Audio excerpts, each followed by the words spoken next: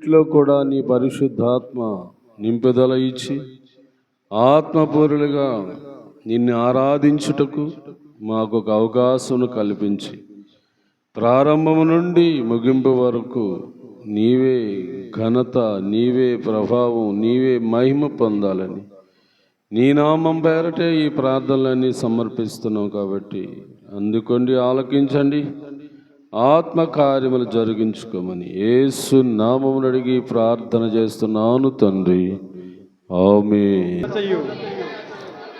లోకమును దాని నివాసులను యెహోవాయే. ఆయన సముద్రముల మీద దానికి పునాది వేసెను, ప్రవాహ జలముల మీద దాన్ని స్థిరపరిచెను. యెహోవా పర్వతమునకు ఎక్కదగిన వాడెవడు? ఆయన పరిశుద్ధ స్థలములో నిలువదగిన వాడు ఎవడు? వ్యర్థమైన దాని యందు మనసు పెట్టకయు, కపటముగా ప్రమాణము చేయకయు, నిర్దోషమైన చేతులను శుద్ధమైన హృదయమును కలిగిండు వాడే. వాడు యెహోవా వలన ఆశీర్వాదమునందును, తన రక్షకుడైన దేవుని వలన నీతిమత్వము నొందును.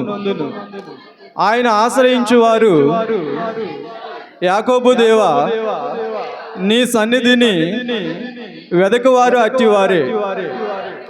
గుమ్మములారా, మీ తలలు పైకెచ్చుకొనుడి, మహిమగల రాజు ప్రవేశించున్నట్లు పురాతనమైన తలుపులారా, మిమ్మును లేవనెచ్చుకొనుడి.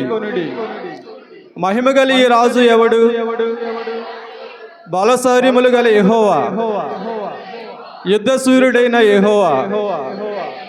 గుమ్మములారా, మీ తలలు పైకెచ్చుకొనుడి, పురాతనమైన తలుపులారా, మహిమగల రాజు ప్రవేశించున్నట్లు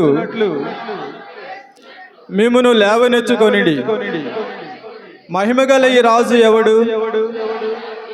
సైన్యములకు అధిపతియగు యెహోవాయే. ఆయనే ఈ మహిమగల రాజు. ఆమేన్.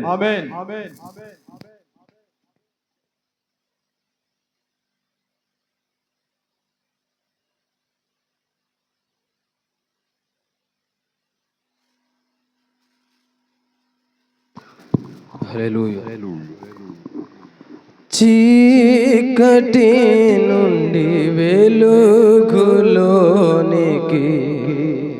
నన్ను పిలిచిన తేజోమయా, చీకటి నుండి వెలుగులోనికి నన్ను పిలిచిన తేజోమయా, రాజమార్గములో యాజకత్వము చేసేదను, రాజవంశములో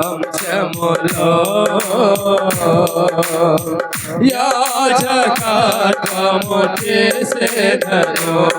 కృపామయుడా నీలోనా, కృపామయుడా నీలోనా నివసింపజేసినందునా,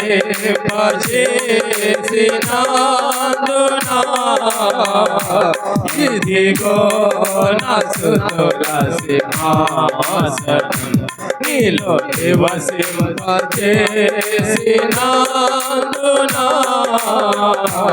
ఇదిగో నా స్తుతుల సింహాసనం. కృపామయుడా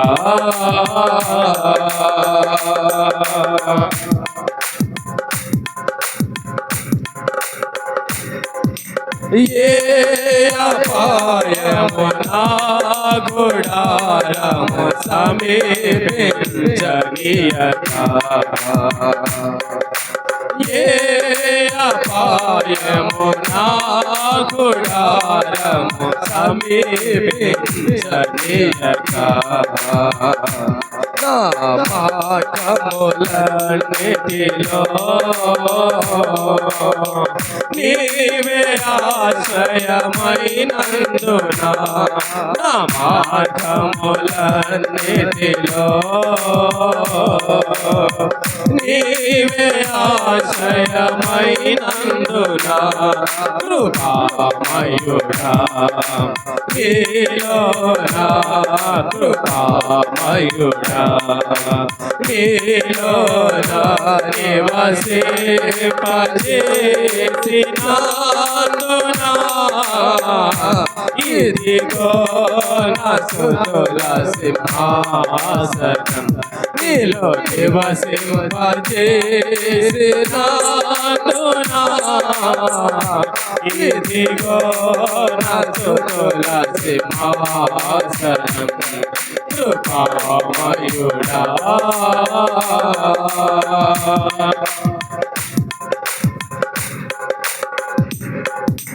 నీలో నిలచే ఆత్మ ఫలములు ఫలించుట కొరకై నీలో నిలచే ఆత్మ ఫలములు ఫలించుట కొరకై నా పైన నేలుగా ఆత్మవర్షము కుమ్మరించు నా పైన నేలుగా ఆత్మవర్షము కుమ్మరించు కృపామయుడా నీలోనా కృపామయుడా నీలోనా నివసింపజేసినందున ఇదిగో నా స్తుతుల సింహాసనం నీలో నివసింపజేసినందున ఇదిగో నా స్తుతుల సింహాసనం కృపామయుడా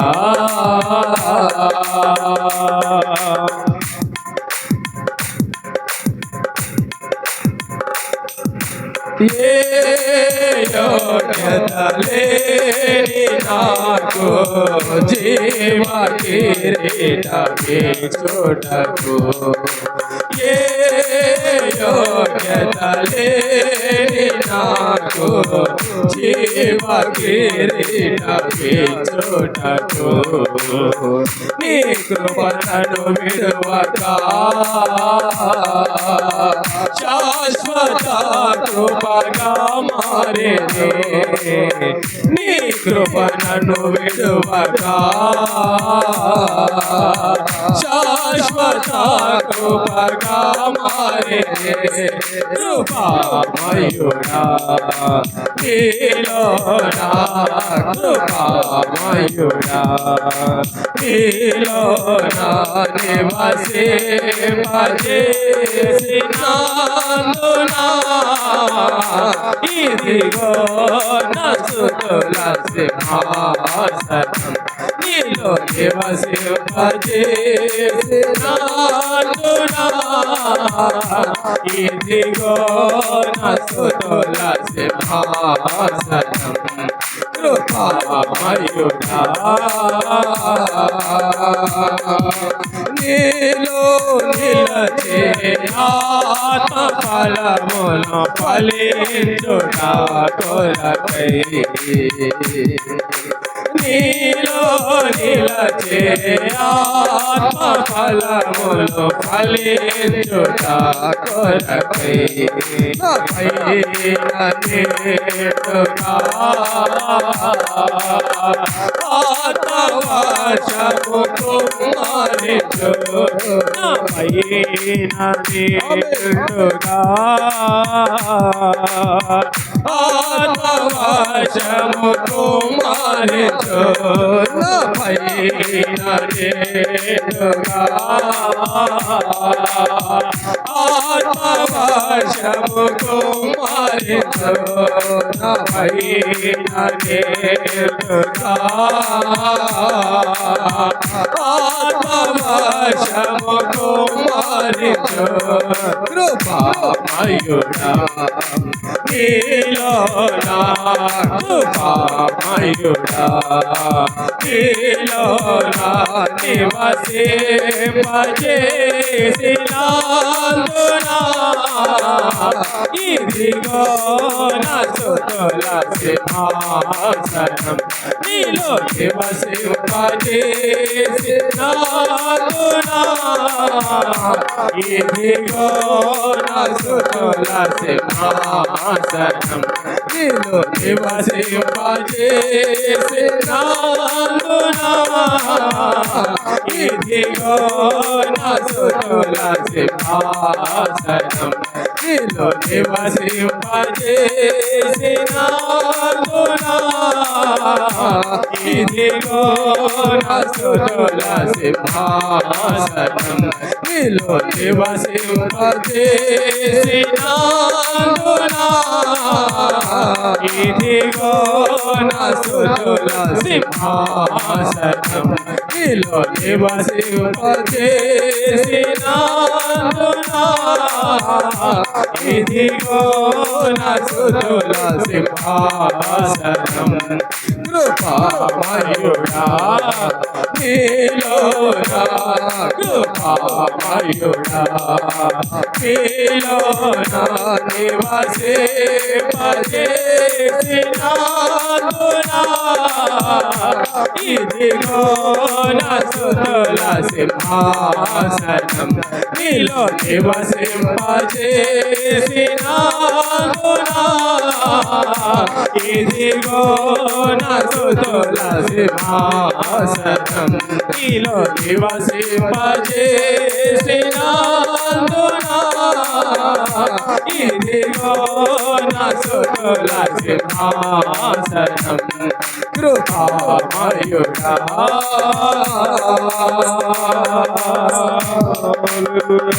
హల్లెలూయా హల్లెలూయా యేసు యోగ్యత లేని నాకు జీవ కిరీటమిచ్చుటకు యోగ్యత లేని నాకు జీవ కిరీటమిచ్చుటకు నీ కృప నన్ను విడువగా శాశ్వత కృపగా మారెను నీ కృప నన్ను విడువగా శాశ్వత కృపగా మారెను కృపామయుడా నీలో నా కృపామయుడా నీలో నా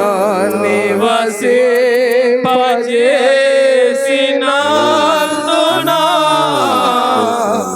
ఇదిగో నా స్తుతుల సింహాసనం నీలో నివసింపజేసినందునా ఇదిగో నా స్తుతుల సింహాసనం కృపామయుడా చప్పట్లు హల్లెలూయా స్తోత్రం స్తోత్రం స్తోత్రం పరిశుద్ధుడికి ఎల్లప్పుడూ మనమందరము స్తుతి యాగములు సమర్పణ చేసుకుందాం. ఆయనకు మాత్రమే మహిమ కలుగునట్లుగా ప్రార్థనలతో ప్రభు సన్నిధిని మనము కోరుకుందాం. ఆయన మాటలు మనకి అందరికి జీవపు మూటలు. ఆ మాట వినబడాలి. అది మాతో మాట్లాడు ప్రభు అని ప్రార్థన చేయండి. పరిశుద్ధుడా, బలమైన దేవుడా, ఘనమైన తండ్రి, ప్రభావము కలిగిన దేవా, నీకే స్తోత్రములు నాయన. నీకే స్తోత్రముల తండ్రి, నీకే స్తోత్రములు నాయన. నీ ద్వారాగా మాకు వచ్చే గొప్ప ఆత్మీయ మేలులు మాకు, మా బిడ్డలకి, మా కుటుంబాలకి అవన్నీ కలుగునట్లుగా మీరు ఆశీర్వదించమని, ఈ పూట మాతో మాట్లాడమని యేసు నామమున అడుగుచున్నాను తండ్రి, ఆమేన్. కూర్చోండి అందరూ.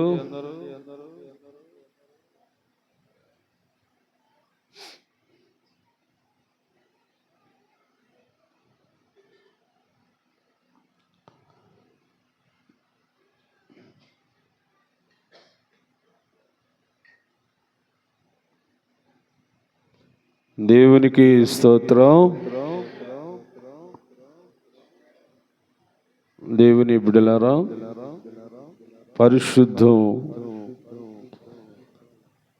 పరిశుద్ధమైన ఈ ఆదివార దినం,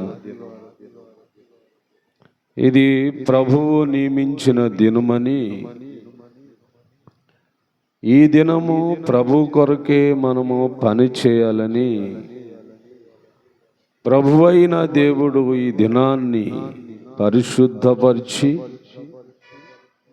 ఆశీర్వదించి భూనివాసులకు ఇచ్చాడు. ఆ దినాన్ని మనమందరం ఏం చేయవలసిన వారమేనాము? ఆరాధించి స్తుతించి ఘనపరచేవారమై ఉన్నాం. మీరందరూ స్తుతించారనుకుంటున్నాను నేను. మీరందరూ ప్రభుని ఘనపరిచేరు అని అనుకుంటున్నాను. మన దేవునికి మంచి ఆరాధన సమర్పించారని నేను మిమ్మల్ని బట్టి దేవుని స్తుతిస్తున్నాను. మంచిది దేవుని బిడ్డలారా. మరి అసలు యేసు ప్రభువారు ఈ లోకానికి ఎందుకని వచ్చాడు అని ఒక మాటలో మనం చెప్పాలి అనుకుంటే, ఆ మాట వాక్యములో చూద్దాం. తీమోతికి రాసిన మొదట పత్రిక 1వ అధ్యాయము 15వ వచనంలో ఉన్న మాట చదవండి. వచ్చిననే నమ్మదగినదియు పూర్ణ యోగ్యమునకు, అంటే యేసు ప్రభువారు ఈ లోకానికి ఎందుకు వచ్చాడు అనంటే పాపులను రక్షించటానికి వచ్చాడు. మంచిది. యేసు ప్రభు వచ్చిన కారణం అదే అని మనకు బైబిల్ తేటగా తెలియజేస్తుంది. సరే, మరి పాపము ఎలా వచ్చింది ఈ లోకానికి? పాయింట్ అర్థం చేసుకుందాం. ఈరోజు ఇదే సబ్జెక్టు. పాపము అసలు బైబిల్ గ్రంథములో పరిశీలన చేస్తే తెలుస్తుంది అనుకోండి. అనగా లేక ఈ భూలోకము, లేక పరలోకము, లేక ఇంకా ఉన్న లోకాలు, పాతాళము, ఇవన్నిట్లో పరిశీలన చేస్తే పాపము ఎక్కడ ప్రారంభమైంది, పాపము ఎలా వచ్చింది, ఇది మనము ఈరోజు తెలుసుకుందాం. ఒకవేళ మీకు ఇప్పటి వరకు తెలుసుంటే సంతోషించండి. నిజం, ఇలా వచ్చింది కదా పాపము. ఒకవేళ నాలాంటి వాళ్ళు, మాలాంటి వాళ్ళు, తెలియని వాళ్ళు ఇంకా ఉన్నారు చాలామంది. ఎలా వచ్చింది పాపము? అసలు పాపమును దేవుడు సృష్టించాడా లేదా? పాపమును దేవుడు కలగజేసి భూమి మీదకు పంపించాడా, లేక పాపమే పరలోకములో తయారైందా? ఎవరు ఈ పాపానికి కారకులు? ఈ పాపమును మొట్టమొదట చేసిన వ్యక్తి. నిజంగా మిమ్మల్ని ఒక మాట అడుగుతున్నాను, బాగా వినండి. ఏమండి, పాపం వల్ల శాపం వచ్చిందా, శాపం వల్ల పాపం వచ్చిందా అంటే పాపం వల్లే శాపం వచ్చిందని ఎక్కువ మంది మార్కులు వేశారు. అది కొంచెం కాదేమో అనిపిస్తుంది నాకు. అది బైబిల్లో చూద్దాం తర్వాత అనుకోండి. ముందు ఈ పాపం ఎలా వచ్చింది, ఈ పాపం అంటే ఏమిటి, ఇది తెలియాలి మనకి. ఒకవేళ మిమ్మల్ని అందరిని అడిగితే ఏమని చెప్పేస్తారు? ఆజ్ఞ అతిక్రమమే పాపం అంటారు. అంటే ఈ ఆజ్ఞ అతిక్రమం అన్నది ఎవరు చేసిందంటే మానవుడు చేసింది ఆజ్ఞ. కానీ పాపము మానవుడు చేయలేదు. పాపము మానవుడి వల్ల రాలేదు. వాక్యం బాగా అర్థం చేసుకోండి. తర్వాత పాపం ఎలా ప్రారంభమైందో ఈరోజు వాక్యపూర్వంగా మనం చూద్దాం. బైబిల్ గ్రంథాన్ని బాగా పరిశీలన చేస్తూ ఉండండి. మీకు కూడా తెలిసిపోద్ది, నాకే కాదు మీకు కూడా తెలిసిపోద్ది. మీరు కూడా తెలుసుకోవచ్చు. ఇది మంచి మాట, తెలుసుకోవాలి ముందు. అది పాపముల గురించి తెలియకుండా మనుషులు ఉండటం అంత మంచిది కాదు. అది చాలా ప్రమాదకరమైనది.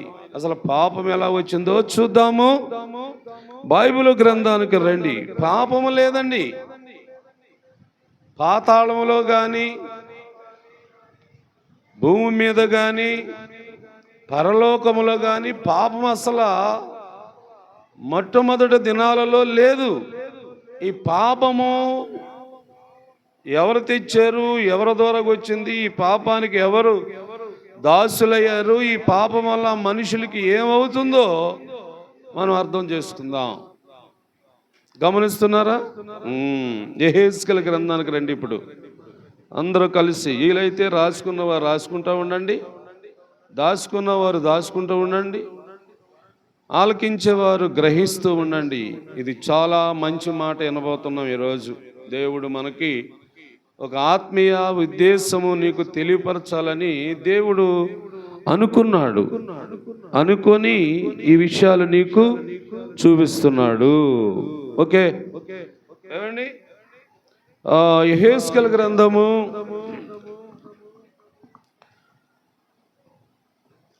28వ అధ్యాయం 13వ వచనం నుండి 16వ వచనం దాకా చదువుతా రండి. ఒకటి జాగ్రత్తగా చదవండి, జాయిగా చదవండి, కంగారు పెట్టకండి, తొందరగా చదివేయకండి. నాకు అర్థమయ్యేటట్లుగా మీరు చదివితేనే ఈ విషయాలు మీకు అర్థం అవుతాయి. విన్నారా? చదివేవాళ్ళు తొందరగా కంగారుగా చదవకండి, నిదానంగా చదవండి. ఏం పర్లేదు, 1 గంట లేట్ అయినా పర్లేదు.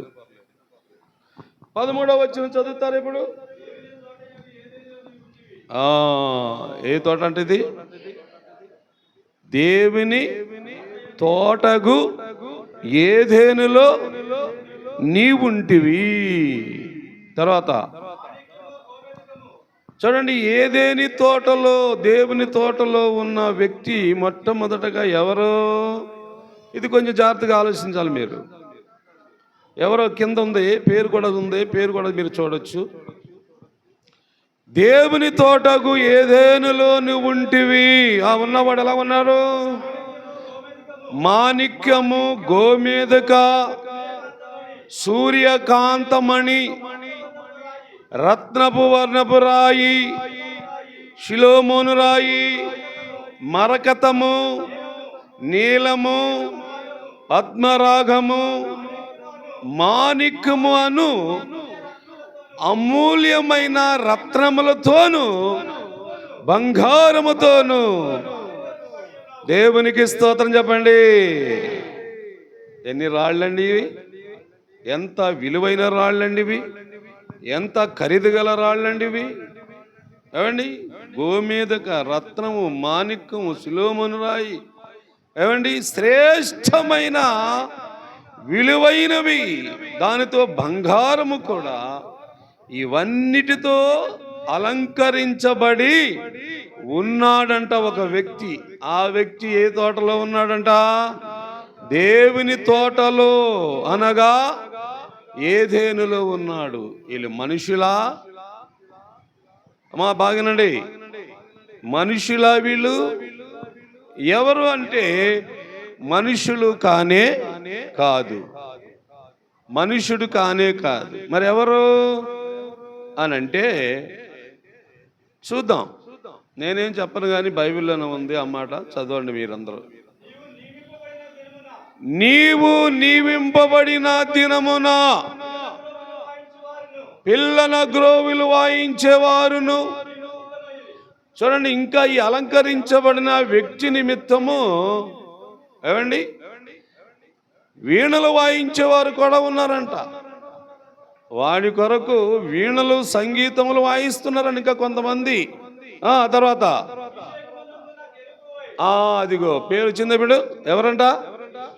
కెరూబు అంటే ఏంటి? దేవదూత. దేవుని సముఖములో పరిశుద్ధ జీవితాన్ని కలిగి ఉన్న వ్యక్తి. ఆలోచించండి దేవుని బిడ్డలారా, పరలోకములో పరిశుద్ధ స్థలములో పరిశుద్ధ జీవితాన్ని కలిగి ఉన్నవాడు ఈ కెరూబు అనే దేవదూత. ఈయన అలంకరణ దేనితో ఉంది? బంగారము, వైడ్యారు, మాణిక్యాలు, గోమేదకులు ఇలాంటి గొప్ప విలువైన రాళ్ళతో అలంకరించబడి గొప్ప సౌందర్యముతో ఉన్నాడు. వానికి వీణలు వాయిస్తున్నారు, సంగీతాలు వాయిస్తున్నారు, సంతోషాన్ని కలిగిస్తున్నారు. ఈ కెరూబు ఇంత గొప్పవాడండి, ఇంత గొప్పవాడు. వాడు ఆలోచించుకునే ఆలోచన విధానాలు మనము కూడా గ్రహించాలి. పూట అంటే పాపమలేని ప్రపంచములో, అది భూమే గాని లేక కింద పాతాళమే గాని పై పరలోకమే గాని పాపం అన్నది లేదు. అప్పటికి మానవులు కూడా ఇంకా తయారు చేయబడలేదు అని చెప్పొచ్చు నేను. అప్పటికి భూమి మీద మానవులు కూడా తయారు చేయబడలేదు. సృష్టి చేయబడింది, భూమి ఆకాశములు అన్నీ చేయబడ్డాయి, ఇవన్నీ ఉన్నాయి. కానీ మానవుడు భూమి మీద ఇంకా తయారవ్వలేదు, దేవుడు చేయలేదు. అంటే పాపము ఎలా వచ్చిందో అన్నది మీరు తెలుసుకోవడానికి ఈరోజు దేవుడు మీతో చెప్తున్నాడు. బాగా వినండి. ఈడి యందు అంత అలంకరణే, అంత సౌందర్యమే, అంత పరిశుద్ధమే, అంత పవిత్రమే కనబడుతుంది. కనబడుతుండగా ఏం జరిగింది? చంద్రబాబు ఉంటివి. దేవుడు అంటున్నాడు, అందుకే నేను నియమించాను నిన్ను, ఇంత పరిశుద్ధంగా ఉండాలని. ఇంత పవిత్రంగా ఉన్నావు, ఇంత మంచి వ్యక్తిగా ఉన్నావు, నీలో ఏ కల్మషం లేదు, ఏ దోషం లేదు, నాలాగే నువ్వు పరిశుద్ధంగా ఉన్నావు. అందుకే నేను నిన్ను నియమించుకున్నాను. ఎలా నియమించుకున్నాడు? అక్కడ ఉన్న వారందరికంటే ఏంటి, ఆ పరిశుద్ధ స్థలములో ఉన్న వారందరికంటే గొప్ప అధికారినిగా, గొప్ప సౌందర్యం గలవానిగా, నా ఎంత ఏమండి ఉన్నతమైన వాడిగా ఉండాలని నేను నియమించుకున్నాను. దేవుడు అంటున్నాడు, నియమించుకున్నాడు అంటండి. దేవుడే చూసారా? దేవుడు నియమించుకున్న వాడి పరిస్థితి చూద్దాం. దేవునికి ప్రతిష్ఠించబడిన, అబ్బా ఎంత గొప్ప మాట అండి. ఎవరి కోసం ప్రతిష్ఠించబడిందంట? దేవుని కొరకు ప్రతిష్ఠించబడిందంట. అంటే ఇప్పుడు ఒకవేళ ఇలా చూపిస్తాను మీకు. ఇప్పుడు మనం ఉన్న ఇల్లుకి ఇక్కడ ఉన్న ఈ బిల్డింగ్కి తేడా ఏంటి అసలు? మన ఇళ్లలో మనం కాపురం చేస్తాము, ఇక్కడికి వస్తే దేవుణ్ణి ఆరాధిస్తాం. అంటే ప్రతిష్టత అన్న దాని మీద అర్థం చెప్తున్నాను, బాగినండి. అంటే మన ఇళ్ళకి ఈ ఇల్లుకి తేడా ఏంటంటే, ఇది దేవుణ్ణి మాత్రమే ఆరాధించటం, ఇంకేరే పనులు చేయవు కదా. ఇక్కడ వంటలు వండుతారా? వండుకోం. భోజనాలు చేస్తారా? చేసుకోం. ఎందుకంటే ఇది దేవుని పరిశుద్ధ స్థలము, ఇది ప్రతిష్ఠించబడిన మందిరం అనుకోని మనం అందరూ ఇక్కడికి వచ్చాం ఈరోజు ఆదివారం. అంటే ఆ రోజు దేవుని యొక్క పర్వతము దేవుని కొరకు ప్రతిష్ఠించబడిందంటే దేవుడు ఒక్కడే నివసించాల. ఉన్న వారందరూ కూడా కింద కూర్చొని ప్రభుని స్తుతిస్తూ ప్రభుని ఆరాధిస్తూ ఉండాల. ప్రభుని గురించి పాటలు పాడుతూ చప్పలు కొడుతూ ఉండాల. అలాగా ఉండేటట్లుగా దేవుడు ఒక మంచి పర్వతాన్ని ప్రతిష్ఠించాడు కదా. ఆ పర్వతం మీద దీన్ని ఏమండి ఆలోచించండి. అక్కడ వాక్యాన్ని చదవండి. వాక్యం రాళ్ళ మధ్యను అంటే ఏదో మారింది, మార్పు ఏదో వచ్చిందే ఏమండి, ఏదో మార్పు వచ్చినట్టుకుంది అప్పుడే. ఎవరికి? సౌందర్యము గల ఈ కెరూబు. అందమైన ఈ కెరూబు అనే దూతకి ఏదో కొంత మనసులో లేకపోతే వారి లోపల ఏదో ఆలోచన కొంత పెరిగినట్టు కొంత మరి దేని గురించి ఆలోచిస్తున్నాడో దేని గురించి మరి అలాగా ప్రవర్తిస్తున్నాడో మనకి తెలియదు, కానీ వాక్యాన్ని బట్టి మనం తెలుసుకుందాం. నీవు నియమింపబడిన దినం మొదలుకొని పాపము నీ యందు కనబడే వరకు ప్రవర్తన విషయములో గాని యథార్థవంతుడుగా ఉన్నామని నేను చూశాను. చూడండి, కెరూబు ఎలాంటి వాడంట? ఎలాంటి వాడండి బాబు? పాపము లేని వ్యక్తిగా యథార్థవంతుడుగా చూశాడు దేవుడు. ఈ విషయాలన్నీ దేవుడు అంటున్నాడు ఆ కెరూబుతో. నువ్వింత సౌందర్యం గలవాడురా, నువ్వింత గొప్పవాడువురా, నువ్వింత బలమైన వాడురా, నేను నా కొరకు నేను నియమించుకున్నానురా, అందుకే నీ కొరకు పిల్లల గురువులు వాగించేవారు నియమించానురా అని ఇలాగా దేవుడు ఆ వ్యక్తిని కొంచెం పొగుడుతూ మాట్లాడుతూ, ఏమంటే దేవుడి యొక్క మనస్సు పూర్తిగా ఆ వ్యక్తిని మంచి మాటలతో అలాగ మాట్లాడుతూ ఉన్నాడు. అయితే బాగా గమనించండి, ఇక్కడ బాగానండి, ఇక్కడి నుంచి మారుతుంది. అయితే చూసారా? అయితే మనుషులు గాని దేవదూతలు గాని లేక సృష్టించబడిన ఏదైనా గాని ఆలోచించండి, దేవుని యొక్క సృష్టిలో దేవుని యొక్క ఆలోచనలో దేవుడు చేసినది ఏదైనా లేక దేవుడు నియమించింది ఎవరినైనా ఎలా నియమించుకున్నాడని మనం ఇప్పటి వరకు చదివాము. 13వ వచనం కాడ నుంచి దాకా చదువుకొచ్చాం, 16వ వచనం దాకా. ఈ 2-3 వచనాల మధ్యలో ఉన్నదంతా యథార్థత, చక్కని సౌందర్యము, పాపమలేని స్వభావము. అది ఎవరైనా సరే చూడండి. అయితే అంట ఏం జరిగింది ఇక్కడ? అయితే నీకు కలిగిన విస్తారమైన వర్తకము విస్తారముగా పుట్టే ఆలోచనలు, లోపల ఏం పెరిగిందండి బాబు? ఏం పెరిగిందండమ్మా? అనుకున్నారు, మాట్లాడండి. ఏం పెరిగిందండి బాబు? అన్యాయం పెరిగిందంట. దేని వలన అన్యాయం పెరిగింది? ఎవరు అన్యాయం చేశారు నీకు? ఆలోచించండి. ఈ కెరూబు అనే దూతకు ఎవరు అన్యాయం చేశారు? అసలు దేవుడు అన్యాయం చేశాడంటారా, లేకపోతే ఆయనతో కలిసి ఉన్న దేవదూతలు అన్యాయం చేశారా? ఎవరు అన్యాయమో చేయలేదు. వాడికి ఇంకా సౌందర్యం పెంచారు, వాని కొరకు పిల్లల గురువులు వాగించారు, వాని నిమిత్తం సంగీతాలు కొట్టి చప్పట్లు కొట్టి ఆయన ఇంకా ఘనపరిచారండి. అలాగా ఘనపరచబడుతున్న వ్యక్తి జీవితంలో లోపల ఏం పెరిగిందంట? అన్యాయం పెంచుకున్నాడంటండి. అంతటితో ఉంటే బాగుండేమో. అన్యాయం పెరిగినా మళ్ళా ఒక్కొక్కసారి దాన్ని తగ్గించుకోవచ్చేమో. ఆలోచించండి. అన్యాయము పెంచుకున్నవాడు ఇంకేం చేశాడు? ఏం చేశాడంట? పాపము చేయుచు వచ్చితివి గనక ఇక ప్రతిష్ఠిత పర్వతం మీద ఉండకుండా అపవిత్రపరిచేసాను నిన్ను.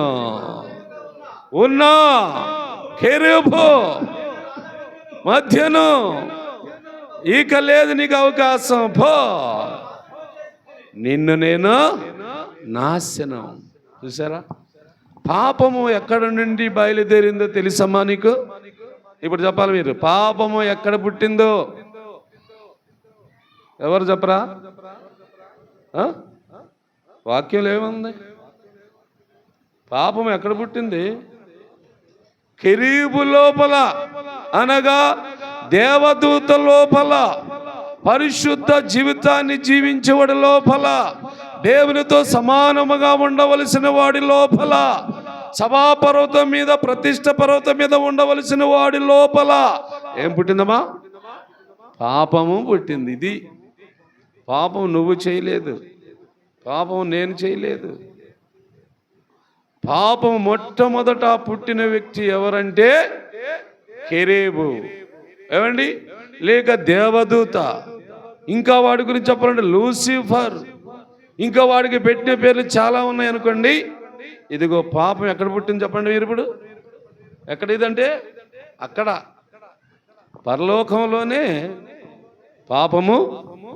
అంటే పాపానికి కారణం ఏంటి అసలు? మీరు ఆలోచించి చెప్పండి. ఇప్పుడు చదివిన మాటల్లో నుంచి ఒకటి అన్యాయము పెంచుకున్నాడు. రెండవది ఏంటి తెలుసా? అసలు మాట వదిలేశారు. మొదటి మాటని వాడు విస్తారమైన వర్తకం, అంటే విస్తారంగా ఆలోచనలు చేస్తూ ఉండేవాడు.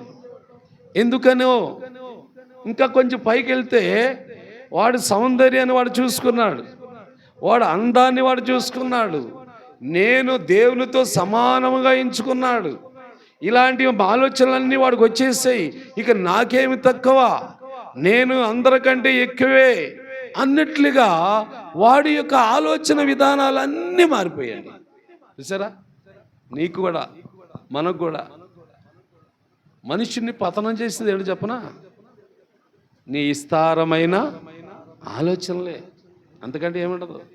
ఒకవేళ మానవుడి పతనం అయినా దేవదూతల పతనం అయినా ఏంటంట? ఆలోచనలు ఎక్కువ చేయటం వలన అపార్థాలు ఎంటర్ అవుతూ ఉంటాయి. అపార్థాలు ఎంటర్ అయితే ఇక అన్యాయము పెరుగుతూ ఉంటుంది.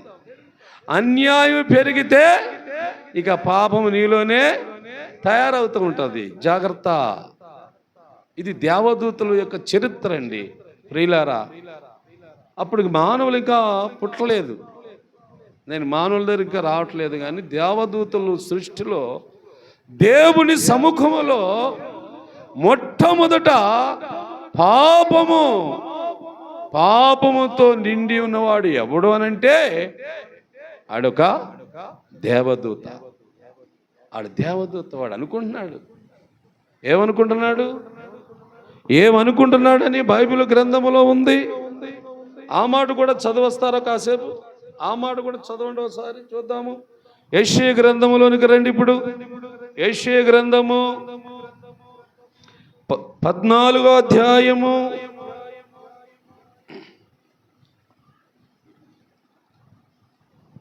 14వ అధ్యాయము బాబు 14వ అధ్యాయము 12, 13, 14 చదవండి ఒకసారి. తేజో నక్షత్రమా, ఏకువ చుక్క, నీవు ఎట్లు ఆకాశము నుండి పడితివి. చూసారా? ఎక్కడి నుంచి పడిందంటయ్యా? ఆకాశం నుండి. అంటే అంతకుముందు నివాసం ఎక్కడ ఈమెకి? ఆకాశములో. పరమాకాశాలు, పరిశుద్ధ స్థలము, సభాపర్వతం, పరిశుద్ధమైన స్థలములో నివసించేవాడు ఇప్పుడు ఎక్కడి నుంచి పడ్డాడు? ఎందుకు పడ్డాడు చెప్పాలి. ఎందుకు పడ్డాడు? లోపల అన్యాయం పెంచుకున్నాడు. వాడిక చేసేదంతా పాపము. ఈ పాపము ఎందుకు వచ్చిందంటే వాడు చూసుకొని వాడు అనుకుంటున్నాడు. ఏమండి ఇంకేమన్నాడు? చదవండి. ఇంకేమన్నాడు? జనములను పడగొట్టిన నీవు నేల మట్టుకు ఎట్లు నరకబడితివి, నేను ఆకాశములకు ఎక్కిపోవుదును, దేవుని నక్షత్రములకు పైగా నా సింహాసనము నేను హెచ్చించుకుందును. చూసారా? ఉత్తరపు దిక్కునున్న సభాపర్వతం మీద నేను కూర్చుందును, మేఘమండలం మీద ఎక్కేసాను. ఎంత గర్వం వచ్చేసిందిరా నాయన నీకు. ఏం చూసుకొని ఇలాగా మాట్లాడాడు ఆ కెరూబు? వాడి సౌందర్యము, వాడికున్న బలము ఇవన్నీ ఎవరిచ్చారు? దేవుడిచ్చినే కదా. దేవుడు అలంకరించాడు కదా. మరి దేవుని చేత అలంకరించబడిన వాడు నువ్వు ఏమనుకోవాలి? అసలు నా దేవుడు ఇంత తేజస్సు నాకు ఇచ్చాడు, నా దేవుడు నాకు ఇంత సౌందర్యం ఇచ్చాడు, నా దేవుడు ఇంత గొప్పతనం నాకు ఇచ్చాడు అని దేవుణ్ణి హెచ్చించి దేవుణ్ణి గణపరచవలసిన దానికి బదులు వాడు అనుకునే మాట ఏంటి? దేవుని నక్షత్రములకు పైగా కదా పోయి ఏం చేస్తాడంట? నా సింహాసనము నేను వేస్తాననుకుంటున్నాడండి. ఇలాంటి వాడిని ఏం చేయాలి దేవుడు? ఇలాంటి వాడిని ఎక్కడ పెట్టాలనుకున్నాడు దేవుడు? అందుకే వాడిని ఏం చేశాడంటే నేలమట్టమునకు, అంటే ఈ భూమి మీదకి త్రోసివేశాడు. ఎలా తోసాడు దేవుడు? శాపముతో తోసాడు, శపించేసాడు వారిని. వాడి లోపలే పాపం ఉంది, అన్యాయం వాడే పెంచుకున్నాడు. అది ఎవరు దేవుడు ఇవ్వలేదు. పాపము శాపము దేవుడు కాదు. బాగా ఆలోచించండి. పాపాన్ని అన్యాయాన్ని వాడి లోపలే వాడే పెంచుకున్నాడండి. అది దేవుడిచ్చిందేం కాదు. అది ఒకవేళ దేవుడిచ్చింది అక్కడ ఏముంది అనే ఒక్కసారి మనం ఆలోచన చేస్తే శపించాడు. ఎవరిని? ఆ కెరూబు అనే దేవదూతని ఏమండి శపించేసి నేలను పడగొట్టేశాడు. అంతే, నేలను పడగొట్టేశాడు. వాడితో పాటు చాలామంది దూతలు కూడా నెట్టివేయబడ్డారు, శపించబడ్డారు. శాపగ్రస్తులై ఇప్పుడు భూమి మీద తిరుగులాడుతున్నారు. ఎవరు దొరుకుతారు మనకి? ఎవరి దగ్గరికి వెళ్ళాలి మనం? ఎవరిని పడగొట్టాలని ఈ ప్లాన్తో తిరుగుతున్నారండి వాళ్ళు. అప్పుడు అనుకున్నాడు దేవుడు. ఏమనుకున్నాడమ్మా? ఈ సృష్టి, ఈ భూలోకాన్ని, ఈ భూమి మీద ఉన్న ఏమండి వీటన్నిటినీ ఏలేవాడు ఉండాలా. ఎవరు వాళ్ళు అంటే నరులు చేద్దాం అని దేవుడే మరలా అనుకున్నాడు. ఎందుకంటే దేవదూతల్లో కొంత వ్యతిరేకత వచ్చింది, పాపం చేశారు, అన్యాయస్తులుగా మారిపోయారు, వారందరూ నెట్టేశాడు దేవుడు. అప్పుడు అనుకున్నాడు దేవుడు, భూలోకములో నరులను సృష్టించాలి. ఎలాగా? వారు నా పోలికలో, నా స్వరూపము, నా తేజస్సు, నా మహిమ, నా పరిశుద్ధత కలిగి నేను వారిని చెయ్యాలి అనుకున్నాడు దేవుడు. ఆ మాట మీరు చదువుతారా? ప్రసంగి గ్రంథంలోకి రండి, కంగారు పడిపోకండి, రాసుకోండి. ప్రసంగి గ్రంథము 7వ అధ్యాయము 29వ వచనం. దేవుడు చేసిన మనుషులు ఎలా ఉన్నారో చూడండి. ఇప్పుడు ప్రసంగి గ్రంథము ఏమిటది? ఏమనగా ఆ దేవుడు నరులను, చెప్పండి, దేవునికి స్తోత్రం చెప్పండి. ఎలా పుట్టించాడంటమ్మా? ఎలా పుట్టించాడు బాబు మన నరులను దేవుడు? అంటే పాపం ఉందా? అన్యాయం ఉందా? ఏమైనా శాపం ఉందా? కల్మషం ఉందా? లేదు. ఏముంది? పరిశుద్ధత ఉంది, న్యాయం ఉంది, నీతి ఉంది, దేవుని యొక్క మహిమ ఉంది. ఇలాగ పుట్టారండి. ఏమండి ఈ పుట్టారు యథార్థంగా దేవుడు పుట్టించాడు. ఆగండి, అక్కడ ఆగండి, కాసి కంగారు పడిపోకండి. ఇప్పుడు మళ్ళీ ఆదికాండంలోకి వెళ్ళండి. ఇప్పుడు చదువురండి, ఆదికాండం చూడండి. ఇప్పుడు ఇందా చదివారు కదా, దేవుడు తన స్వరూపమందు తన పోలిక చొప్పున నరులను చేయుదము, చేపలను, పక్షులను, పశువులను, సమస్త భూమిని, భూమి మీద ప్రాకు ప్రతి జీవిని ఏలుదురుగాక అని దేవుడు పలికాడు. అంటే నరులను చేయటములో దేవుడు ఏ ఆలోచన కలుగున్నాడు బాబు? యథార్థంగా పుట్టించాలి, యథార్థంగా వారిని తయారు చేయాలి, వారిలో ఏ దోషం ఉండకూడదు, లేని వారిగా పుట్టాలి. అంటే ఎలాగా? నా పోలిక, నా స్వరూపం, నా ప్రభావం నాదే అంతా. తొలి మానవుడైన ఆదాము అనే మనుష్యుడు ఏ పోలికతో పుట్టాడంట? దేవుని. అంటే దేవుని పోలిక లాంటిది, పరిశుద్ధమైనది, యథార్థమైనది, న్యాయమైనది, నీతి గలది, మహిమ గలది కదా. ఆ ప్రభావములతో నరులు పుట్టారు భూమి మీద. చూసారా? ఈ నరులను పరిశుద్ధంగా దేవుడు చూశాడు. చూసి మళ్ళా ఈ నరులను ఎక్కడ పెట్టాడు? ఏదేని తోటలోనే. చూసారా? మొట్టమొదట కెరూబు ఎక్కడుండేది? ఏదేని తోటలోనే. అది పరిశుద్ధమైన స్థలం, అది పాపము లేని స్థలం. అది ఆ స్థలములో మళ్ళా ఆదాము అనే నరులను, అవ్వమ్మ గారిని, ఇద్దరిని, భార్యాభర్తల్ని ఆ తోటలోనే పెట్టాడు దేవుడు. బాగా గమనిస్తున్నారా? ఆ తోటలో వీళ్ళిద్దరూ ఉంటుండగా ఎవరు చూశారు? ఎవరు వచ్చారు?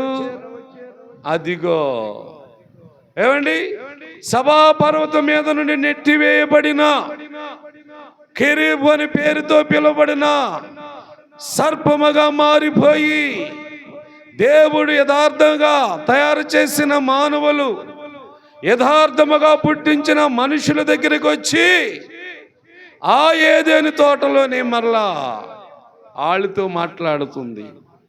అవ్వమ్మ గారి దగ్గరికి వెళ్ళింది, ఆదాము గారి దగ్గరికి వచ్చింది. ఆదాము గారు అయితే మోసగించబడలేదు, కానీ అవ్వమ్మ గారు ఏమయ్యారు? ఆ సర్పము చెప్పే మాటలు వినేసింది.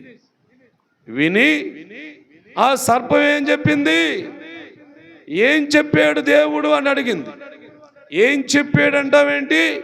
ఈ ఏదేని తోటలో ఉన్న చెట్లు ఫలాలన్నీ మేము తినవచ్చు, మాకు ఇబ్బంది లేదు, అభ్యంతరమే లేదు, మేము పరిశుద్ధులం, మా దేవుడు పరిశుద్ధుడు, మేలో ఏ పాపం దోషము లేదు, మేము దేవుని మాట ప్రకారంగా ఉన్నాం ఏదైనా తోటలో అని ఆదాము గారు చెప్పాడు. ఆదాము గారు చెప్తే ఆదాము దగ్గర వెళ్ళిపోయింది, అవ్వమ్మ దగ్గరికి వచ్చింది. అవ్వమ్మ దగ్గరికి వచ్చిన తర్వాత అవ్వమ్మని అంటుంది, ఇది నిజమా? ఇలాగ చెప్పాడు ఆయన అలాగే చెబుతాడు, నన్ను కూడా అలాగే చెప్పాడు. ఈ తోటలోనే పెట్టాడు నన్ను కూడా. అప్పుడు ఏ తోటలో పెట్టాడు? కెరూబు అని నన్ను ఏదేని తోటలోనే పెట్టాడు. నేను కూడా అలా అనుకున్నాను, నేను కూడా అలా అనుకోనే మోసపోయాను. నేను కూడా నన్ను కూడా సౌందర్యం గల ఏమంటే అందమైన కెరూబుగా చేశాడు. ఒక చక్కదనము, ఒక మంచిదనము నాలో కూడా నింపాడు. తర్వాత మరి ఆయన ఏమనుకున్నాడు? నన్ను శపించేసి నేల మీద పడవేసేసాడు. నాలో ఏం చూశాడు ఆయన అంటే, పాపము నీలో ఉంది, అన్యాయము నీలో ఉంది. ఆ అన్యాయము పాపం ఉండటం వల్ల పరిశుద్ధ స్థలంలో ఉండకూడదు, అందుకు వారు ఎక్కడ ఉండాలా అని వారిని శపించి నన్ను ఇలా పంపించేశాడు. ఆయన అలాగే మాట్లాడుతూ ఉంటాడు, కానీ ఏమి కాదు. ఆ పండుగను తిన్నావు అనుకో, నువ్వేమైపోతావు తెలుసా? దేవదూత అయిపోతావు, లేక దేవత అయిపోతావు. అదిగో ఆ విషయాలు కూడా నేను కూడా దేవదూతలాగా దేవునితో సమానంగా ఉండిపోతున్నానని నన్ను వారో లేక నన్ను శపించి పంపించేశాడు. అది కాదు, నువ్వు తిను పండు అలాగని తినిపించేసింది. తిన్నామేం చేసింది? మరలా తన భర్త అయిన ఆదాము గారికి ఇచ్చింది, ఆయన తిన్నాడు. వీళ్ళిద్దరూ తినేసిన తర్వాత వెంటనే వారి కన్నులు తెరబడ్డాయంట. ఏంటో కన్నులు తెరబట్టము? వారికి వారు చూసుకోవటము మొదలు పెట్టుకున్నారు.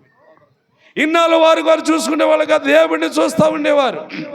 పాపము లేనప్పుడు, ఏమండి, అన్యాయం లేనప్పుడు దేవుణ్ణే ఎక్కువ దృష్టి నుంచి చూస్తావు.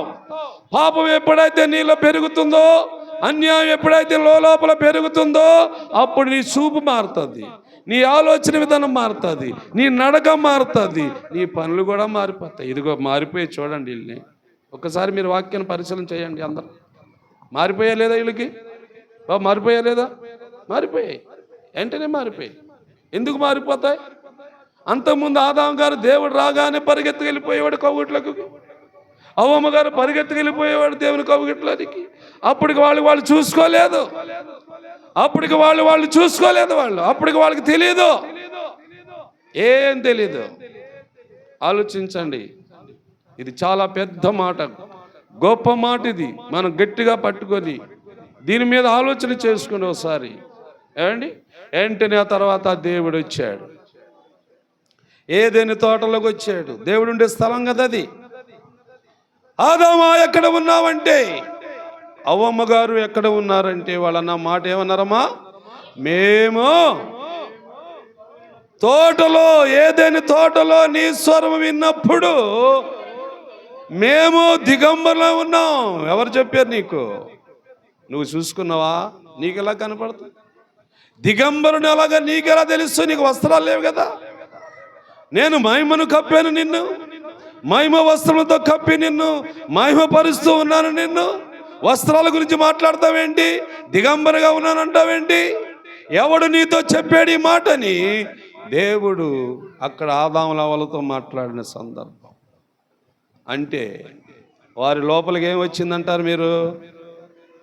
వారి లోపల ఏం పుట్టిందంటారు మీరు? మొట్టమొదట వాడికి ఏం పుట్టింది? కెరూబు అనే వాడికి ఆలోచన కలిగింది. ఏంటి ఆలోచన? నేను ఇలాగా, నేను ఇంత గొప్పవాడినా, ఆహా దేవునితో సమానమా నేను, ఆహా అయితే ఇంకా పైకి పోతే బాగుంటుంది అనే ఆలోచన లోపల పుట్టాయి. ఆలోచనలు ఎక్కడ పుడతాయి? మనసులో పుడతాయి. ఇది మెదడులో. ఏమండి? అది అలా కొంచెం కిందకి దిగుతుంది. అవునా? ఏం పుట్టిన తర్వాత అన్యాయము పెరిగింది. ఆ తర్వాత ఏం పెరిగింది? పాపము వాడిలో తయారైంది. అది కెరూబు సంగతి. అది ఇప్పుడు వీళ్ళ సంగతి చూడండి. యథార్థముగా దేవుడు సృష్టించాడండి మానవుడిని.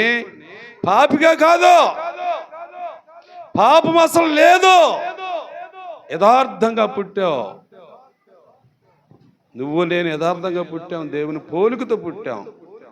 పాపము లేని శరీరము, శాపము లేని జీవితము, అన్యాయము లేని మనస్తత్వం అనేది. కానీ ఎవరి మాట ఆలకించావు? ఎవరి మాట ఆలకించి నరుడు ఏమైపోతున్నాడు ఇప్పుడు?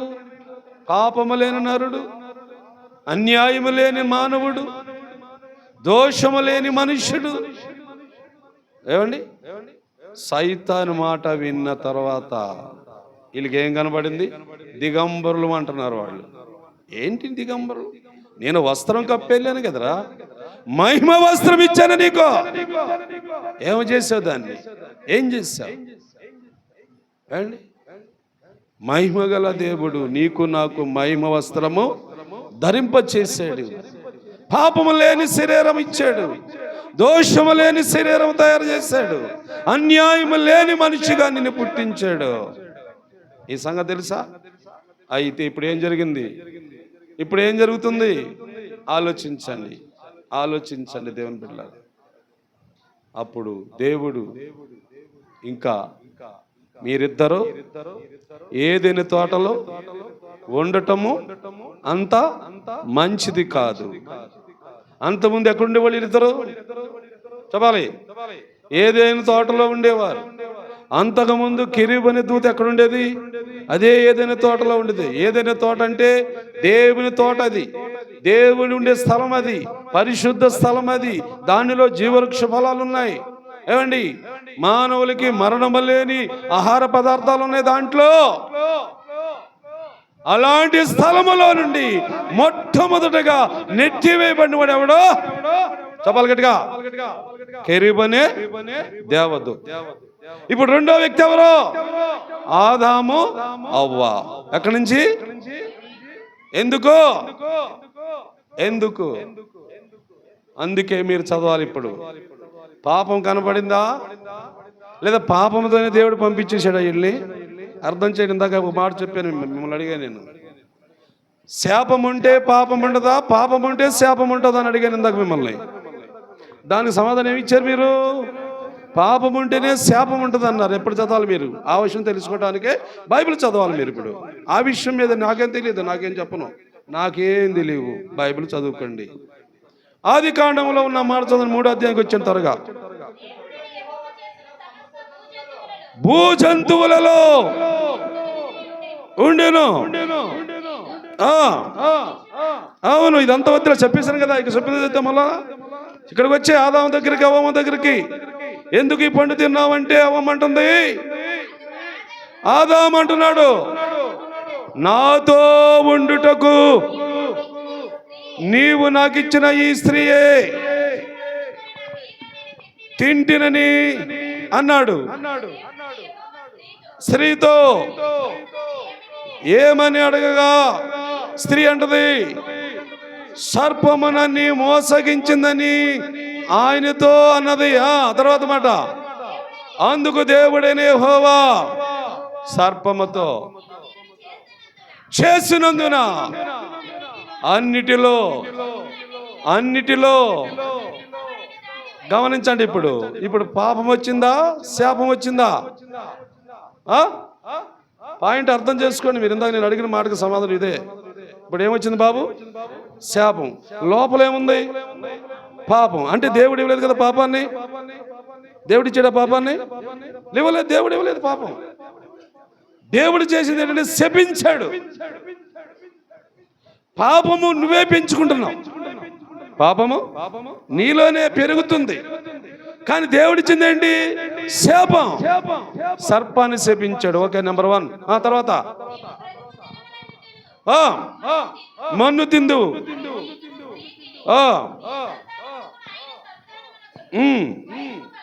వైరము కలగజేస్తుందను, కొట్టెదవు. తర్వాత స్త్రీతో ప్రయాసమును గర్భవేదనయు మిక్కులు ఎంచెదను, కందువు నీ భర్త ఎడల వాంఛ కలుగును. ఆయా ఏలునని చెప్పెను ఆదాముతో, నీ భార్య మాట విని తినవద్దని నేను నీకు ఆజ్ఞాపించిన పండులను తింటివి గనుక. ఇప్పుడు చెప్పండి, శపించాడా పాపమని చెప్పాడా? ఇప్పుడు మీరు చెప్పాలి, పాపం ఉంటేదా ఏమండి? శాపముతో పాపం వచ్చిందా, పాపంతో శాపం వచ్చిందంటే? చెప్పాలి గట్టిగా. వాక్యాన్ని బట్టి అర్థం చేసి చెప్పండి, మంచిది. పాపముతోనే.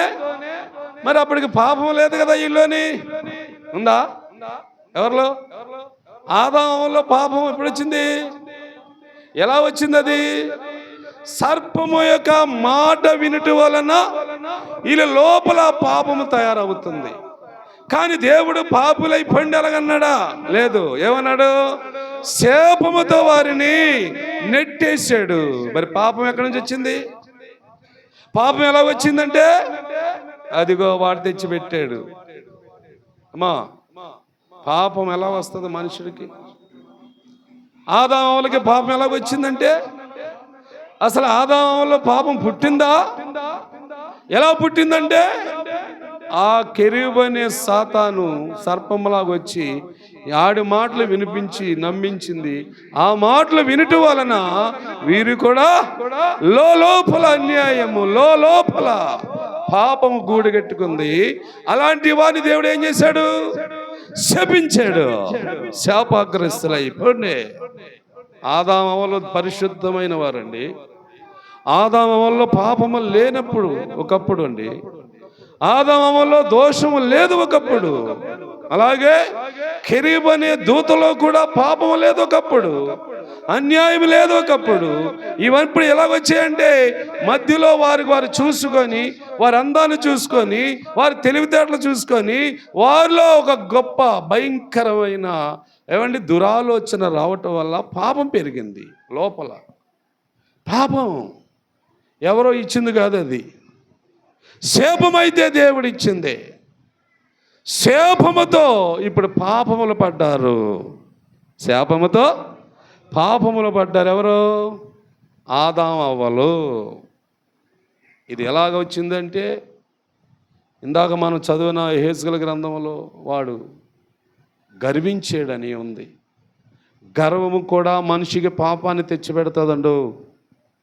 బాగా అర్థం చేసుకోండి. నేను బాగా సౌందర్యం గలవాడినని నీకు నువ్వే హెచ్చించుకుంటా ఉంటే నీ సౌందర్యం కూడా నిన్ను మోసం చేస్తుందండు.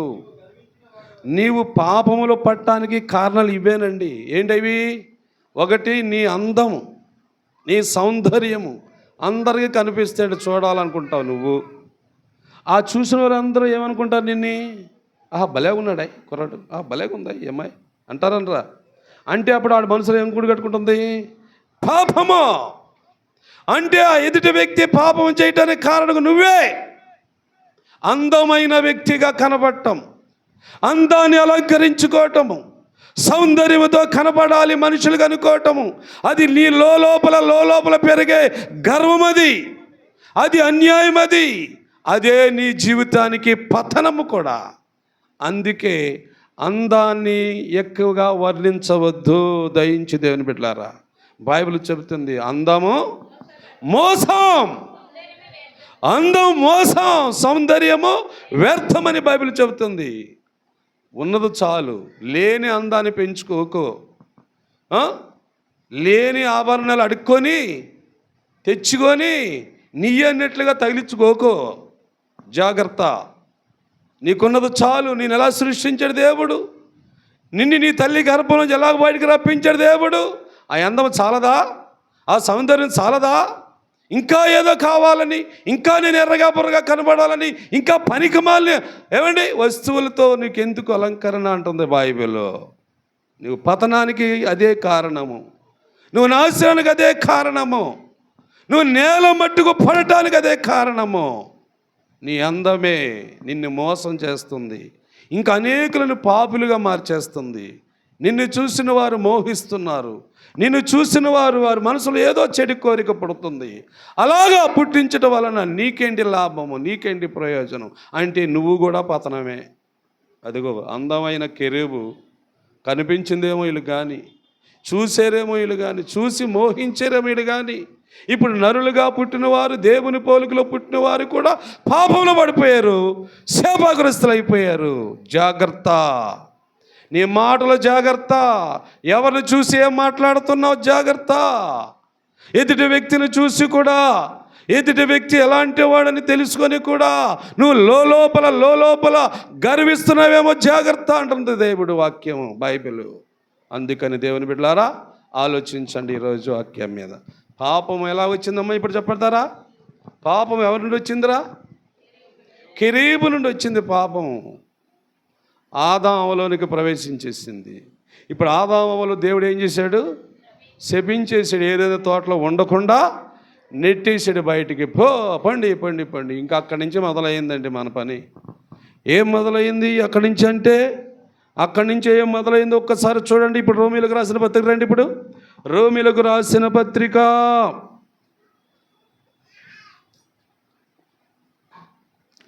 5వ అధ్యాయము, రోమీలకు రాసిన పత్రిక 5వ అధ్యాయము. అందరూ జాగ్రత్తగా చూడండి ఈ మాట, అందరూ జాగ్రత్తగా చూడండి ఈ మాట. ఎంత 19వ వచనం చూడండి, 19వ వచనము.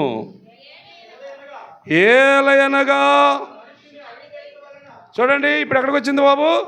ఒక్క మనిషిని అవిధేయత అంటే, ఒక్క మనుషుడు అంటే ఎవరైనా ఆదాము అనే మనుష్యుడు. మనుషుల లోకంలోకి వచ్చాం, ఇప్పుడు దేవదూతల లోకం వదిలేశాను, మనుషుల్లోనికి వచ్చాము ఇప్పుడు మనం అందరం. మనుషుల్ని దేవుడు ఎలా పుట్టించాడు చదివారు మీరు బైబిల్ ఇందాక? యథార్థంగా పుట్టించాడంట దేవుడు. అయితే పుట్టించడం అయితే యథార్థంగా, మనం కూడా యథార్థంగా పుట్టాం. కానీ మనము ఏం చేస్తున్నామని అక్కడ రాయబడి ఉంది. ఒకసారి సరే ఈ మాట చదువుదాం కాసేపు. ముందు మనం చదవండి ప్రసంగం చదవమ్మా 7:29 ఆ మాట.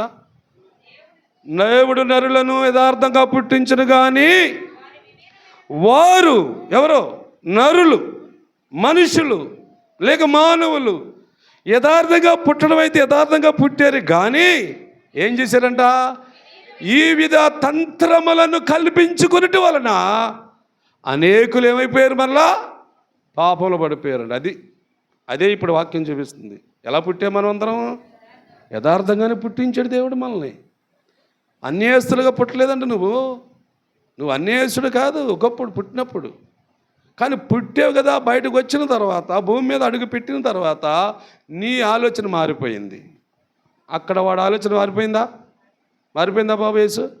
ఎవడు ఆలోచన? కెరూబు దేవదూత ఆలోచన మారిపోయింది. ఇక్కడ ఎవరి ఆలోచన మారిపోయింది? నరుల యొక్క ఆలోచన కూడా మారిపోయిందా లేదా? మారిపోయింది. చూడండి, అంటే పాపము ఎలాగ పుట్టిందో అన్న దాని మీద నేను చూపిస్తున్నాను వాక్యాలు. పాపము మనుషులకు ఎలా వచ్చింది? పాపం ప్రవేశపెట్టారా ఎవరన్నా? లేక దేవుడు కానీ పాపాన్ని ప్రవేశపెట్టాడా అంటే లేదు. మరి ఎలా వచ్చింది పాపము? లోపల పుట్టేసింది. అదే అంత అదే అది మట్టికైతే వచ్చేస్తుంది లోపల నుంచి. తంత్రాలు కల్పించుకోవటం వలన, మంత్రాలు చూపించుకునటం వలన ఆ విధంగా నీలోనికి పాపము వచ్చేసింది. రెండో కారణం చెబుతున్న ఇప్పుడు రోమపత్రిక చూడండి. ఏలయనగా ఒక మనిషిని అవిధేయత వలన, దేవునికి స్తోత్రం చెబుతారా? ఒక్క మనిషిని అవిధేయత అంట ఏం చేసిందంట? అనేకులను. మన పాపం లేనివారు ఉండి అసలు, కానీ ఆ మనుష్యుడు, ఆ ఆదాము అనే మనుష్యుడు దేవునికి విధేయత చూపకపోవటం వలన ఇప్పుడు ఆయన చేసిన పాపము ఎక్కడికి వచ్చేసింది? ఇప్పుడు మనందరికి వచ్చేసిందంట, మనందరికీ సంతృప్తించిందంట. మరి ఈ పాపము ఎలా పోవాలి? ఇది లోపల ఉంది, బయట నుండి ఇలా తొలగించేసుకోవచ్చు, బయట ఉంటే ఇలా తీసివేసేవచ్చు. ఎక్కడుంది ఇది పాపము? లోపల ఉంది.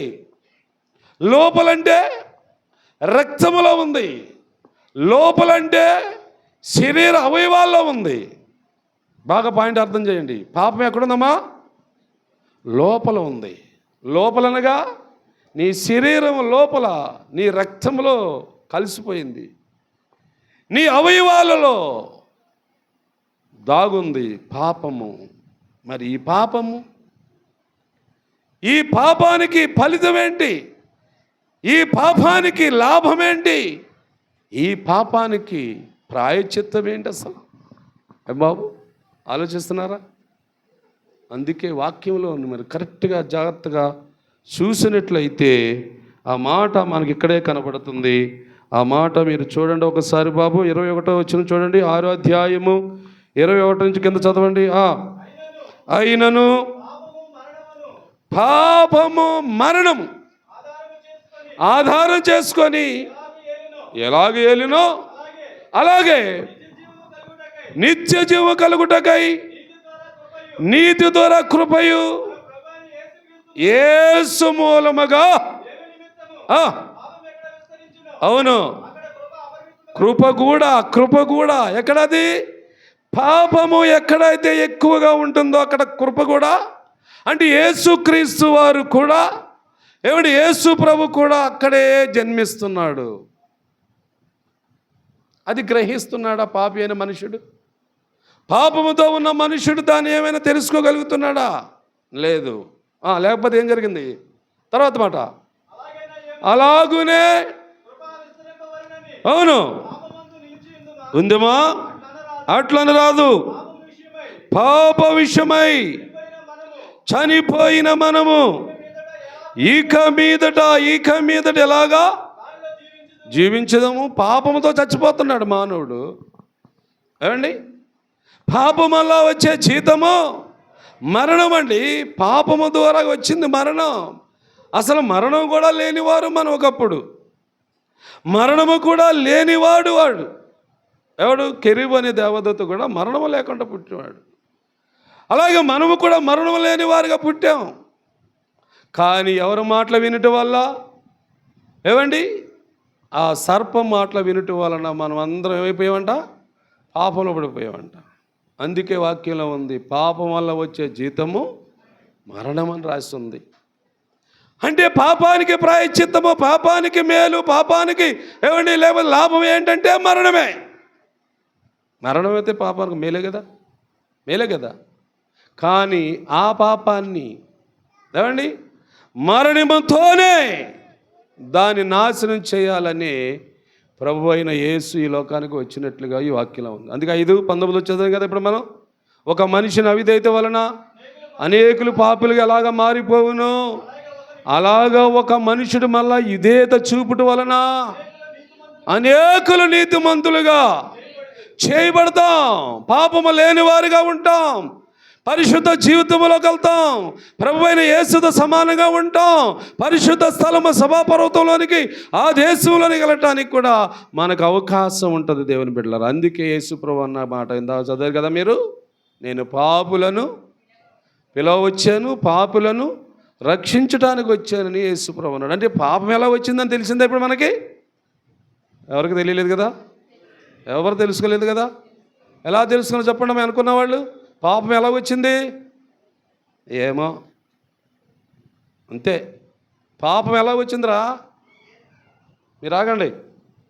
పాపం ఎలాగొచ్చింది చెప్తారా మీరు? మాట్లాడరా? మాటలు రావా మీకు? ఇంకా అలాగని ఆమెనంటాడు ఆయన. ఏదో మాట మాట్లాడండి. పాపం ఎలాగొచ్చిందో వాక్యం ద్వారా మీకు తెలియలేదా?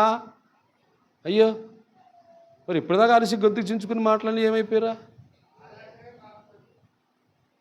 అదే ఆ పాపం ఎలాగొచ్చిందంటే కెరూబనే పరలోకములో ఉండే దేవదూత ద్వారా వచ్చింది పాపం. ఆ పాపం ఎవరికి అంటగట్టాడు? భూమి మీద పుట్టిన నరులకి, నీకు నాకు అంటగట్టాడు. ఇది తెలియలేదు దగ్గర. ఇప్పుడు చెప్పండి, పాపం ఎవరి వల్ల వచ్చింది? పాపం ఎవరి వల్ల వచ్చింది తెలుసుకున్నారా? ఇప్పుడు నీలో నాలో ఉంది పాపం అనుకో. మరి ఈ పాపాన్ని ఎవరు పోగొడతారు? ఈ పాపానికి ఎవరు ప్రాయశ్చిత్తం చేస్తారు? అందుకే యేసు ప్రభువారు అక్కడి నుంచి వచ్చాడు ఇక్కడికి. ఏమండి, యోధా బెత్లెహేములో పుట్టాడు. పుట్టి నీ నా పాపాల నిమిత్తమే కలువరిలో సిలువేయబడ్డాడు. 3 మేకలతో ఏలాడుతున్నాడు. ఆయన శరీరంలో రక్తమంతా దారులై కాలువలై పారింది. ఆ రక్తములో కడగబడి అప్పుడు నీ పాపానికి ప్రాయశ్చిత్తం జరిగింది. ఆ రక్తమును నీ మీద ప్రోక్షించుకో, లేక ఆ రక్తములో నువ్వు మునుగు. అప్పుడు నీ పాప దోషాలన్నీ కూడా పోతాయి. లేదు ఇంకా నాకు రక్తము లేదు, యేసు ప్రభు రాలేదు అని ఇంకా నువ్వు ఇలాగే ఉంటే నువ్వు ఆ పాపములోనే చస్తావు.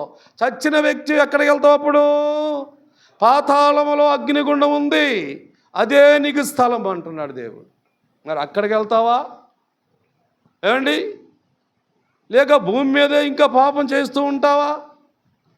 లేక ఈ భూమి మీద ఉండి నీ పాపాలను ఒప్పుకొని పరిశుద్ధ స్థలం పరలోకం వెళ్తావా? ఆలోచించి చెప్పుకో. నీవు దేవునికి చెప్పుకో నువ్వు ఆ మాట. లేదు ప్రభువా, నేను పాతాళానికి వెళ్ళడానికి ఇష్టపడట్లేదు. ఒకవేళ పాపంలోకమైన ఈ భూమి మీద ఉండి నిన్ను విశ్వసిస్తాను, నిన్ను నమ్ముకుంటాను, నిన్ను ఆరాధిస్తాను ప్రభువా, నా పాపాన్ని కడుగొని ఒక్కసారి నువ్వు యేసు పాదాలు పట్టుకొని పశ్చాత్తాపంతో కన్నీళ్ళు కారిస్తే తప్ప నీ పాపం పోదు. ఇంకా నీలోనే ఉంటుంది, లోపల ఉంటుంది, అది బయట కనపడుతుంది. పాపం వచ్చేసింది నీలోనికి. ఆ పాపాన్ని పోగొట్టడానికి యేసుప్రభు వచ్చాడు ఈ భూమి మీదకి. ఆయన అక్కడ ఉండవలసిన వాడు, పరలోకంలో ఉండవలసిన యేసుప్రభు వారు భూమి మీదకి వచ్చాడు. ఎందుకో? పాపులను రక్షించటానికి క్రీస్తు యేసు నరుడు ఈ లోకానికి వచ్చాడు. ఆ సంగతి తెలుసా నీకు? ఇదేనా తెలుసా? ఇది తెలియదు. యేసుప్రభు ఎందుకు వచ్చాడు చెప్పండి అనుకున్న వాళ్ళందరూ. మళ్ళీ ముందున్న వాళ్ళే మాట్లాడుతున్నారు. నేను అనుకున్న వాళ్ళు చెప్పాను నేనంటా ఉంటే ఈ ముందే మాట్లాడుతున్నారు వీళ్ళు. వెనకున్న వాళ్ళు చెప్పాలి. నాకు వెనకున్న వాళ్ళు చెప్తేనే నాకు సంతోషం, చెప్పకపోతే నాకు చాలా బాధ. నా మనసు బాధపడిందంటే ఆయన ఉగ్రుడే వస్తున్నాడు. మీ తర్వాత నీ ఇష్టం, ఏం చేస్తాడు నిన్ను, అప్పుడు ఆయన చూసుకుంటాడు నీ సంగతి. ఏమి చెప్పవో, ఏం సమాధానమో మాట్లాడవో, వాక్యానికి కూడా నీ మనసులో చోటివో. నువ్వు ఎంతకాలం ఎలా ఉంటావు? ఎన్ని సంవత్సరాలు నడుస్తూ ఉంటావు? మాట రాదా నోటడానికి? దేవుడు అడిగితే సమాధానం చెప్పవా నువ్వు? ఒక సామాన్య వ్యక్తి నేను అడిగితేనే మాట్లాడలేదే. సర్వాధికారి దేవుడు రేపు క్రీస్తు న్యాయపడి ఎదుట నువ్వు నిలబడతావే, అప్పుడైనా మాట్లాడవా? అప్పుడు మాట్లాడలా? ఇంకా మాట్లాడరా? మాట్లాడాలా లేదా? మరి అప్పుడు ఉన్నవారు ఇప్పుడు లేదా? నేనేం చేస్తాను మిమ్మల్ని? ఏదో ఒక మాట చెప్పేయండి, తప్పు ఒప్పో చెప్పేస్తే దానికి కరెక్ట్ అయితే కరెక్ట్ అంటాం, లేదమ్మా తప్పు అది కాదు దానికి వివరణ ఇస్తాం. మళ్ళా ఓ మంచి వివరణ వస్తుంది మళ్ళీ మీకు. ఇంకా మంచి మాట తెలుసుకోగలుగుతారు. ఏమి తెలియదని బిగిసిపోతావేటి బండరాయిలాగా? అదేం బ్రతుకు? అలాగ బ్రతుకు కూడా తప్పు. అది విశాలంగా ఉండాలి, హృదయం మాట్లాడాలా. ఎందుకంటే దేవుడు చెప్తున్నాడు కదా, వాక్యాలు అన్నీ వినిపిస్తున్నాడు మనం కదండి. వినపడలేదా? వినపడుతున్నాయి. మరి విన్న మాట కదా చెప్పాలి, విన్న మాటలే చెప్పాలి. అది మంచిది, అది మేలు, అది నీకు నీ కుటుంబానికి క్షేమము. భవిష్యత్తు కూడా నీకు లాభం, మేలుకరంగా వెళ్తావు. పరలోకాన్ని సరాసరి వెళ్ళిపోతావు, అక్కడికి దేవుని సభకి వెళ్ళిపోతావు, పరిశుద్ధాలకు వెళ్ళిపోతావు. హాయిగా ఉండటానికి అవకాశం నీకు కలుగుతుంది. అందుకని మనం గమనిద్దాం దేవుని బిడ్డారా. ఇప్పుడు మనం అందరం ఏం చేద్దాం? ఏం చేయాలో చివరి మాట చెప్పి ముగించేస్తాను, బాగా గుర్తుపెట్టుకోండి. ఏమండి, ఇప్పుడు ఒకవేళ ఇంకా పాపాలు కడగబడలేదో, ఏమండి ఇంకా యేసు రక్తం ప్రోక్షించబడలేదో, ఇంకా కొంతమంది అలా ఉన్నారేమో కానీ నాకు తెలియదు. సరే, ఉన్నవాళ్ళు ఎవరైనా పాపములో ఉన్నాం కాబట్టి, పాప లోకంలో ఉన్నాం కాబట్టి మనందరం ఏం చేయాలో ఒక్క మాట చెబుతున్నాను, గుర్తుపెట్టుకోండి. ఒకే మాట చెప్పి ముగించేస్తున్నాను బైబిల్ని. ఏమండి, యోహాను రాసిన మొదటి పత్రిక చూడండి ఆ మాట. అదిగో ఈ మాట చదువుతారా? మన పాపములు మనము ఒప్పుకుంటే చాలు. ఒప్పుకోవాలంట. మన పాపములు మనము ఒప్పుకున్న ఎడల ఆయన నమ్మదగిన వాడును నీతిమంతుడు గనుక మన పాపములన్నిటినీ క్షమించి సమస్త దుర్నీత పాప లోకములో నుండి మనలను తప్పించి పవిత్రపరిచి పరిశుద్ధపరిచి నీతిమంతులుగా నిర్దోషులుగా దేవునితో సమానత్వమైన వారిగా ఉండినట్లుగా దేవుడు నిన్ను చేస్తాడు. ఏం చేయాలి మనం అందరమా? పాపములు ఒప్పుకోవాలి. అంటే ఈ పాపం ఎక్కడి నుంచి వచ్చిందో గుర్తుపెట్టుకో. ఇప్పుడు ఈ పాపం ఎవరు తీసుకొచ్చారో గుర్తుపెట్టుకో. నువ్వు, నేను పాపిగా పుట్టలేదు, నేను పాపం చేయలేదు, నేను యథార్థంగా పుట్టాను. కానీ నాలోకి వచ్చింది పాపం. ఎవరు తెచ్చిపెట్టారు? ఆడు. ఎవడు? లూసిఫర్ అనేవాడు, కెరీబ్ అనేవాడు. ఏమండి, వాడు వచ్చాడు నీ దగ్గరికి, మాయమాడు చెప్పాడు, నిన్ను మోసంలో దించేశాడు. నువ్వు ఆడి మాటలే నమ్ముతావు ఎక్కువ, దేవుని మాట అలా నమ్ముతావు, నమ్మవు. ఏమండి, ఇంచేపు అరిసి సేవకుడు చెప్పాడు ఒక మాట సమాధానం లేదు నేను అంటే నువ్వు ఇలాగ లేచి అలా బయటకు వెళ్ళబడికి ఎన్ని మాటలు మాట్లాడతావు తెలుసా నీకు? ఎన్ని మాటలు మాట్లాడతావు నువ్వు మళ్ళా? ఏమి? అదే మోసం. ఎవరి మాటలో ఉన్నావు నువ్వు? సైతాని మాటలో ఉండి మోసపోతున్నావే తప్ప దేవుని మాటలకి ఒక సమాధానం ఇవ్వటానికి నీ మనసు ఒప్పట్లేదు. అంటే ఎక్కడున్నావు తెలుసుకో, నువ్వు ఎక్కడున్నావు ఆలోచించుకో, నువ్వు ఎక్కడున్నావు అర్థం చేసుకో. ఏదేం తోటలో ఉన్నావా? ఏదేం తోటలో ఉంటే సాతాను రాలేదా? నువ్వు ఆలయంలో ఉన్నావా? ఆలయంకి రాలేదా సాతాను? రాడా? వస్తాడు, వచ్చి ఉన్నాడు. రాబట్టే నోర్లు ముగిపించేసాడు అందరిని. ఎవరు సమాధానం చెప్పకండి. ఎవరు ఆయన ఎలా అర్థం ఉంటాడు అంతే, ఆయన అరణ్యండి. ఆయన అరిసారి ఆడే ఊరుకుంటాడు, ఆడే ఆమెను చెప్పేస్తాడు. మీరు మామూలుగా వచ్చేది బయటికి, అప్పుడు మళ్ళీ నోలు తెరవండి, అప్పుడు మళ్ళీ మీరు నోలు తెర మాట్లాడుకోవచ్చా అంటున్నాడు సాతాను మీ దగ్గర కూర్చొని. ఇది నిజమా కాదా? ఇది నిజమా కాదా? నిజం ఇది. ఎందుకో తెలుసా? ఆ రోజు ఏదైనా తోటలో సాతానుడు అవుదామని మాట్లాడిచ్చాడు. కానీ తీరా దేవుడు వచ్చి అడిగితే సమాధానం లేదు వీళ్ళ దగ్గర, సమాధానం లేదు. ఇచ్చారా సమాధానం? అలా ఉంది ఇప్పుడు. అది కూడా అక్కడ జరిగింది ఇక్కడ జరుగుతుంది అనిపిస్తుంది నాకు అలా అనిపిస్తుంది. మరి ఏంటో నా మనసు అలా తాగుతుంది అది. ఆ మాట సాతానుడే మీ హృదయాలు కఠినపరిచేసి మీ హృదయాలు మూసేస్తున్నాడు అనిపిస్తుంది నాకు. వాస్తవం అది, నిజమది. మరి దీని నుండి ఎప్పుడు బయటకు వస్తారు? దీని నుండి ఎప్పుడు మీరు బయటకు వచ్చి మాట్లాడతారు? దేవుడు ఇచ్చిన వాక్యాన్ని మాట్లాడండి, దేవుడు చెబుతున్న మాటలు సమాధానం చెప్పండి. అది అలా సమాధానం చెబితే దేవుని వాక్యం మీ హృదయంలో నింపబడినట్లు. వాక్యం మాట్లాడకపోతే హృదయంలో లేనట్లే అని బైబిల్ కూడా చెబుతుంది. హృదయము దేంతో నిండి ఉంటే నోరట ఆ మాట పలుకుతుంది అంట కదా.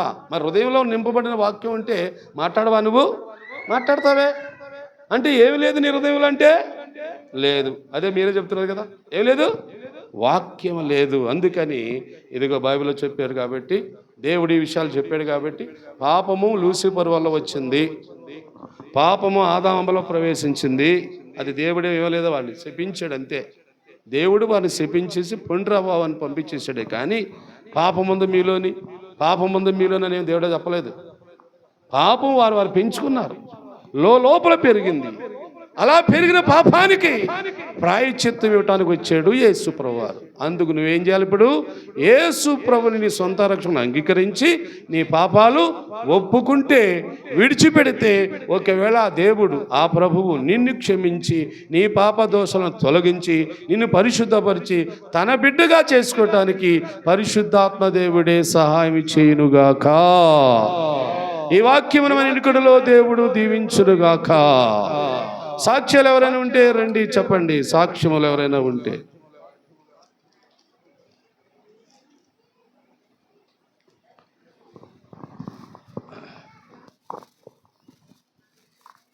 దేవుడికి